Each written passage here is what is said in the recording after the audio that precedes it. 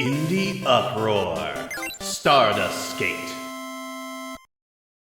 It feels weird on some level talking about a game based around a bunch of VTubers. I mean, you'd think it would be something self-indulgent or impenetrable to anyone who isn't a fan of any of these goobers, but VGBon is actually pretty good about making the games fairly accessible, mostly by making them either similar to other games, or just making them very simple to pick up and play. I suppose a quick introduction is in order as well. So, VGBon, if you aren't aware, is a group of independent VTubers who came together as a found family, both in lore and kind of in real life too. The group consists of AI Candy, Buff Pup, Shia Bun, and Rose Doodle. Full disclosure, I'm a fan of all four of them, so I am part of the target audience for this. They're all primarily variety streamers, they do a lot of collaboration, and because they're made up of a bunch of artists and at least one programmer, they have made their own games before. They've currently released 3, Meet Your Oshi, a Five Nights at Freddy's style game, Gooba Ball, which is a VGBon flavored version of the Suika game, and today's subject, Stardust Skate, which is essentially Subway Surfers with a PS1 style aesthetic.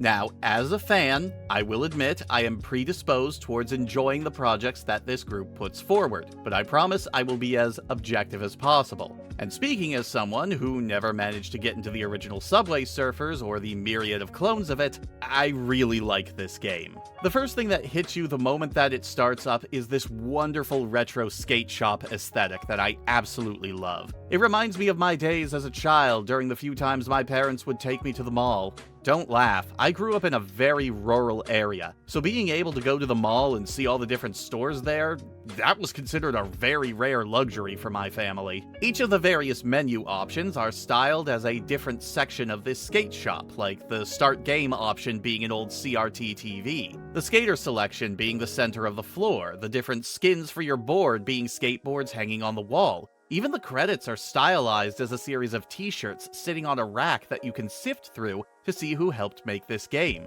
It's a wonderful aesthetic helped along by a very basic, jagged art style reminiscent of the PlayStation 1, which carries through the entire game. You can pick from 4 different skaters, the 4 different members of VGBon, and then you skate. Yeah, that's basically where the bulk of your playtime is going to be. You skate through 4 different environments that don't really have huge differences between them in terms of gimmicks or anything. The biggest difference from each level is the environment, and once you complete the 4th area, it'll loop back to the first one, and every level will escalate the speed and density of the obstacles. You can move between 4 different lanes at any time, you can jump, and you can slam down on the ground, which not only gives you a massive boost of speed, but will also start a score multiplier for any stars that you pick up, which act both as your total score and also a currency you can spend to get more board skins at the in-game gacha machine. The other big use for the slam is, if you slam down on anything considered a soft obstacle, things like beach balls, cars, haystacks, ghosts, and so forth, you'll be launched into the air and earn some stars from it.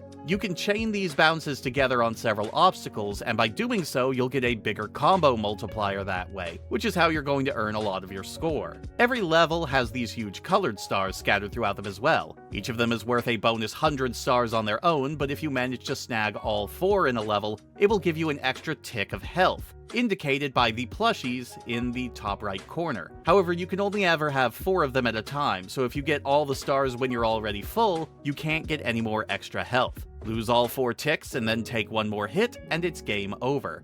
And that's it. It's a score attack style game, an endless runner, so there isn't really any end state to achieve. You just try to go as long and as far as possible before you wipe out, helped along by your chosen skater. Each skater has a special ability unique to them that will activate in specific circumstances. Buff Pup, if her meter is full, will go full feral instead of taking damage, and charge through obstacles for a limited amount of time. Rose Doodle will hover over the playfield and command an army of honeybees to grab every star on the course in front of her, including the giant stars. Shia Bun just has a straight-up double jump that he can activate at any point after touching the ground or bouncing off an obstacle. And Candy can use a lab chat to heal herself, an ability that recharges faster if you have less hit points. These abilities go a long way towards helping the characters feel unique and not just a skin you choose because of aesthetic preference. The game plays wonderfully, with all of the controls being nice and snappy, with a very satisfying jump arc, though I will admit that timing the slam takes some getting used to. I always feel like I'm jumping the gun with it, though that becomes less of a problem as the game speeds up more and more. Beyond its aesthetic, there is also voice acting provided by the members of Vichiban themselves, and boy did they record a lot of incidental dialogue for this game.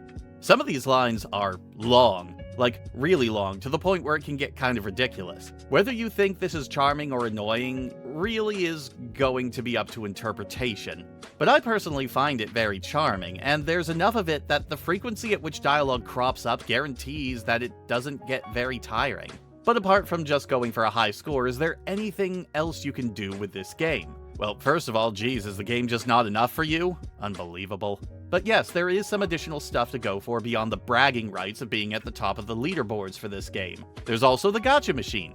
You can spend the stars that you get while playing here, and while there is a chance of ending up with some useless junk, the main thing you're looking for from the machine are unlocking the board skins. It's not only fun to get a new skin for your board, but if you manage to complete a full set of themed boards, you'll unlock that set's modifier. These are passive mods, basically cheats, that are usually aesthetic, but some affect gameplay, that will change aspects of the game that you can turn on or off whenever you want. Things like big head mode, tiny head mode, letting certain skaters use each other's abilities, flattening the earth so that there's no horizon line, speeding up the game to make it ridiculously fast from the word go, you know, those sorts of things. You can even be extra masochistic and combine these together, so that you can go really fast, not have access to your special ability, and also have a massive head that will distract you from all of the obstacles that are rushing at you at Mach 2.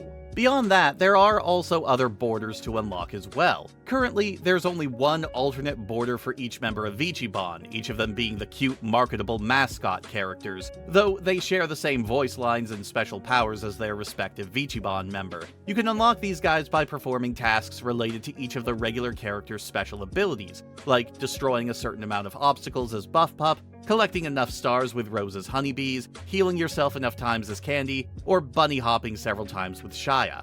Oh, and I can't go through this without talking about the absolute stellar soundtrack. I'm not a music guy, I just know when music makes me feel good. And this soundtrack, like the whole soundtrack, makes me feel real good. Honestly, the entire thing feels a lot like a brain massage. You've heard lo-fi beats to study to, this is lo-fi beats to just do anything to. My personal favorite is the track that plays during Morningwood. Ha ha ha ha. Something about the record scratches combined with a soothing and jaunting violin solo really does something for me, but the Beechwood music is also a very close second. I love it. I love this game in general. Even if you aren't a Vichiban fan, the game is very simple to pick up and play and have a good time with. At $3, there's enough here to keep you coming back for a while, and it's a great little game to throw on when you need something to do but don't necessarily want something that's going to require a huge time sink or even that much concentration. I'm really hoping that this will replace Subway Surfers as the thing that gets thrown on TikToks to make sure that people's ADHD is satisfied. Let's put it that way.